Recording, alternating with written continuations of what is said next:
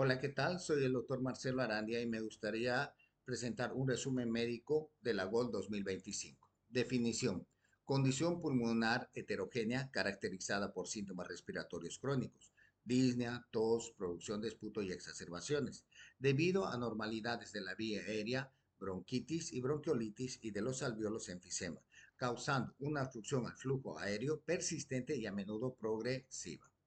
Es actualmente una de las tres principales causas de muerte. Más de 3.5 millones murieron el 2021. Patogenia. La GOL define a la EPOC con el término de getomen, que es el resultado de interacciones entre genes y el medio ambiente que ocurre a lo largo de la vida del individuo. Factores ambientales. El tabaquismo representa el 50% de la etiología. No todos los tabaquistas severos desarrollarán EPOC. Tenemos que considerar también el cigarrillo electrónico, el vapor y los que fuman marihuana. Exposición a biomasa. Se refiere a la quema de material orgánico, ya sea madera, animal, carbón, etcétera, exposiciones ocupacionales y polución. El factor genético se refiere a la mutación del gen SERPINA1 que conduce a la deficiencia de alfa-1 antitripsina, que es una antiproteasa. Posible papel de disbiosis pulmonar. Se está estudiando la presencia de ciertos gérmenes en la vía respiratoria terminal que podrían favorecer el desarrollo de la EPOC. Tenemos cambios inflamatorios. Inflamación crónica en vía aérea y el parénquima genera mayor estrés oxidativo y producción de factores de crecimiento. Posibilidad de reacción inflamatoria tipo 2 se referiría a los linfocitos Helper tipo 2. Cambios estructurales, enfisema, alteración entre proteasas y antiproteasas, fibrosis por aumento de tejido muscular que favorecen la obstrucción. El pulmón termina en desarrollarse entre los 20 a 25 años. Si existe un proceso en la alteración del desarrollo o el pulmón es expuesto a factores tóxicos, la función pulmonar tendrá una declinación mucho más rápida.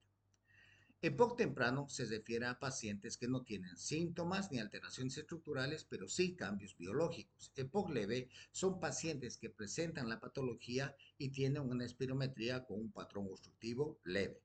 EPOC juvenil son los pacientes comprendidos entre 20 y 50 años.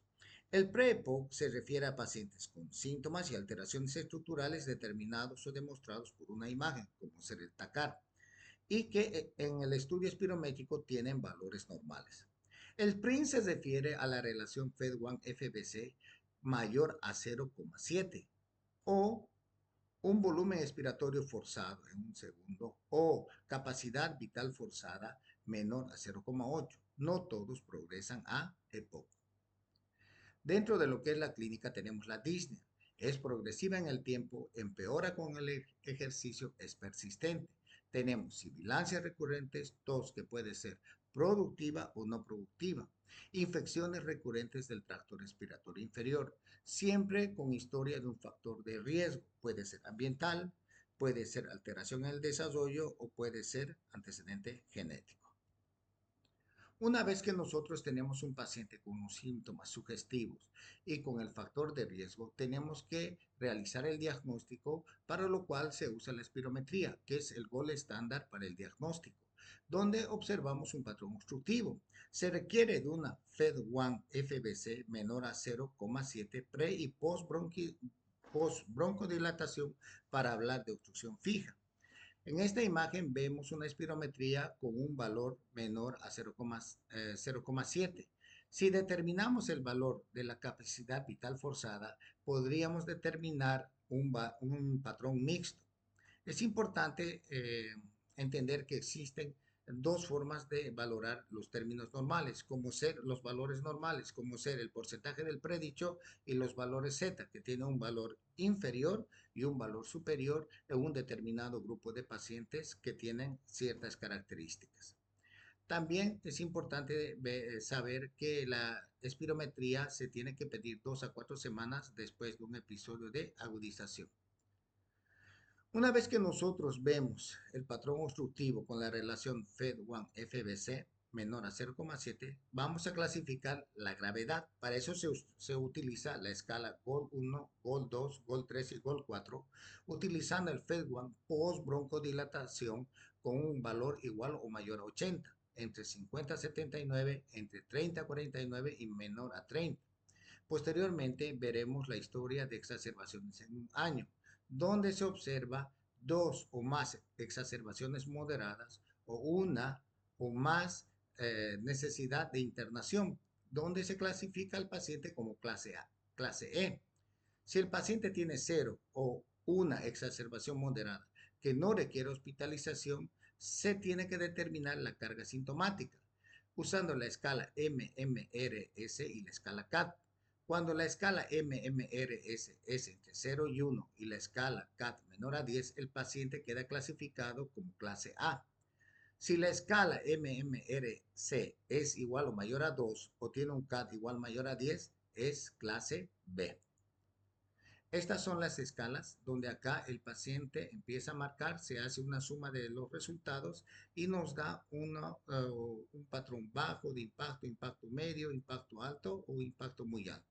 La escala MMRS tiene un valor de grado 0 a grado 4, donde grado 0 hay ausencia de disnea y grado 4 disnea que impide al paciente salir de casa o que aparece con actividades como vestirse o desvestirse, no llegando así a lo que es la disnea en reposo. Riesgo cardiovascular. La EPOC y la enfermedad cardiovascular coexisten frecuentemente. Existe una sindemia que comparten un factor de riesgo, como por ejemplo el tabaquismo, que es un riesgo cardiovascular mayor modificable. La EPOC contribuye a enfermedad cardiovascular por inflamación, hipoxemia y sedentarismo por disnea. Y la enfermedad cardiovascular contribuye a la EPOC por edema pulmonar e hipertensión pulmonar. Se debe evaluar y manejar el riesgo cardiovascular. Se pueden utilizar las diferentes escalas como el Framingham, el Interheart, el SCORED, el GEAR y el ASCVD, dependiendo de la validez de cada región. Otras pruebas, imagen, la radiografía de tórax considerado para diferenciales, el TACAR, que es la tomografía axial computarizada de alta resolución, se usa cada vez más para diferenciales, evaluar la reducción de volumen y tamizaje de neoplasias. El DLCO, que es la difusión de monóxido de carbono a nivel pulmonar, se usa especialmente en síntomas desproporcionados al grado de obstrucción. Oximetría, gasometría arterial para valorar hipoxemia, hipercapnia y acidosis. La prueba de ejercicios como la caminata de 6 minutos sirve para ver pronóstico y para determinar la rehabilitación pulmonar. Otras pruebas. Se recomienda tamizaje de deficiencia de alfa-1 antitripsina a todos los pacientes. Si es menor al 20% la concentración, se debe remitir a un centro especializado y tamizaje a familiares. De los SCORE tenemos el BODE y el BODEX que tienen un rendimiento como predictor de sobrevida. Biomarcadores de momento sin suficiente evidencia, excepto los eosinófilos para determinar el uso de corticoides inhalados. Acá tenemos la clasificación BODE, donde hay una gran diferencia en lo que es la caminata de 6 minutos y en la historia de exacerbaciones. El tratamiento de la EPOC se divide en dos, lo que es farmacológica y no farmacológica.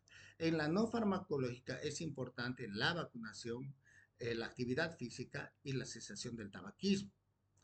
En la clase B y E es igual hablando de la vacunación, actividad física y cesación de tabaquismo, pero también se puede introducir la rehabilitación pulmonar, que lo ideal es meterlo 4 semanas dentro de las 4 semanas de una exacerbación. Una vez que clasificamos a nuestro paciente, ya sea grupo A, grupo B o grupo E, empezamos la medicación. En el grupo A vamos a utilizar un broncodilatador de preferencia de acción larga. En el grupo B combinaremos un LABA y un LAMA.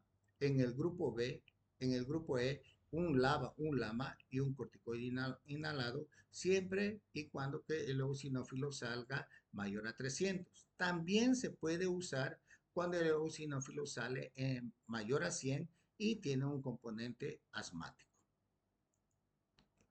Acá les dejo la escala con los diferentes medicamentos, SABA, LABA, SAMA, LAMA, y será el uso según cada país.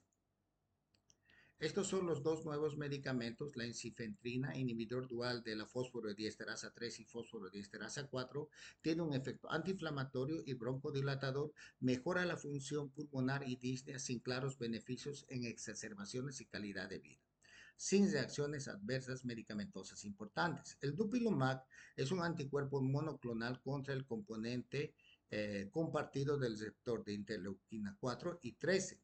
Mejora en exacerbaciones, FED1 y calidad de vida en pacientes con un eosinófilo mayor a 300 y alto riesgo de exacerbaciones. Una vez que nosotros iniciamos tratamiento, es importante determinar la sintomatología predominante del paciente, si tiene disnea o tiene exacerbaciones. Si el paciente tiene disnea y está usando un LABA o un LAMA, lo combinamos, hacemos la combinación LABA-LAMA. Si el paciente continúa con la disnea, podemos considerar el cambio de molécula e introducir un tratamiento no farmacológico, considerar ensifentrine y siempre es importante solicitar una interconsulta con neumología para diagnósticos diferenciales. Si el paciente predomina la exacerbación, se tiene que combinar un LAMA si no la tenía, se tiene que hacer el dosaje o el conteo de eosinófilos y si es mayor a 300 se puede utilizar el corticoide. Si es mayor a 100 y tiene un componente asmático, también se puede utilizar el corticoide inhalatorio. Si el paciente continúa con exacerbaciones, se podría considerar el dupilumab.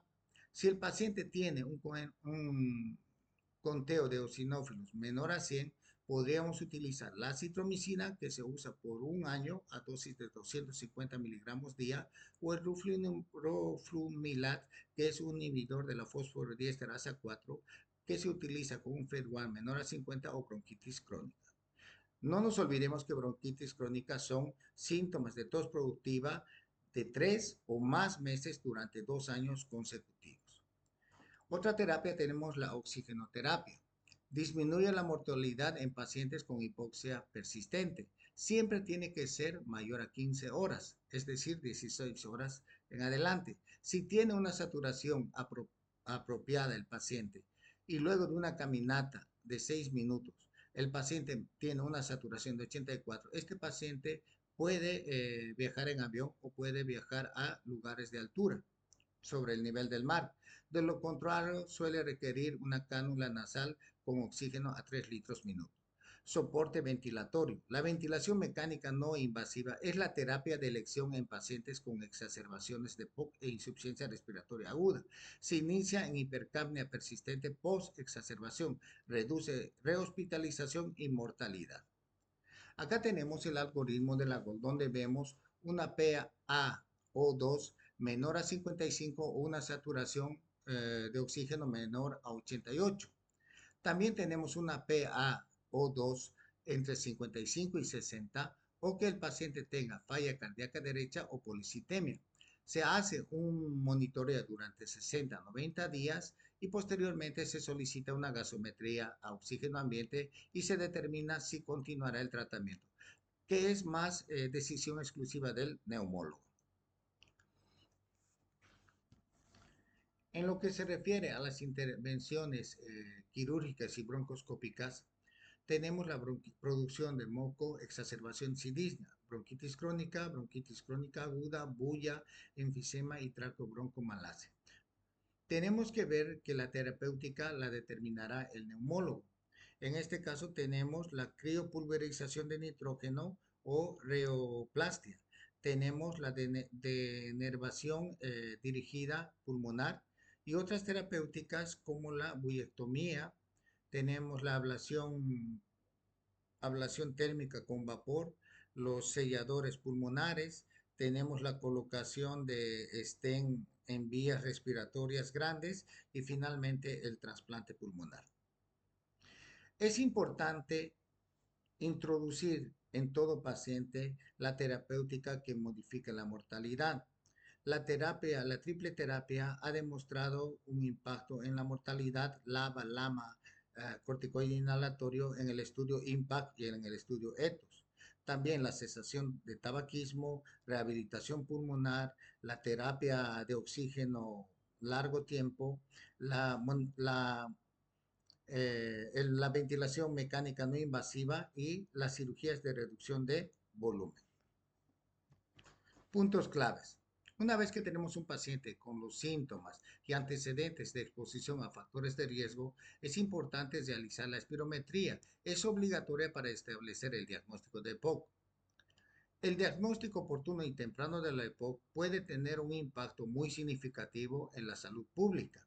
Los términos de pre-EPOC y PRIN abren nuevas ventanas de oportunidad para su prevención, diagnóstico temprano e intervenciones terapéuticas rápidas y apropiadas. Acá tenemos un algoritmo donde tenemos los síntomas, la exposición, el factor de riesgo, la sospecha clínica, realizar siempre la espirometría, pedir la interconsulta con neumología e inscribirlo en un programa de crónicos de pacientes de EPOC. Muchísimas gracias por ver el video y les invito a suscribirse.